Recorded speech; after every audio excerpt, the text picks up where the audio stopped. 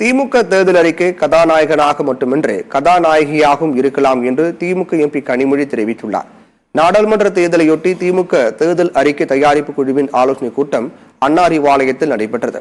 பின்னர் பேசிய கனிமொழி பல்வேறு பகுதிகளுக்கு சென்று மக்களிடம் கோரிக்கைகளை கேட்டறியுள்ளதாக தெரிவித்தார். முதற்கட்டமாக செல்ல உள்ள இடங்கள் குறித்து ஆலோசிக்கப்பட்டதாக கூறிய கனிமொழி திமுக தேர்தல் அறிக்கை கதாநாயகனாக மட்டுமின்றி கதாநாயகியாகவும் இருக்கலாம் என்று தெரிவித்தார்.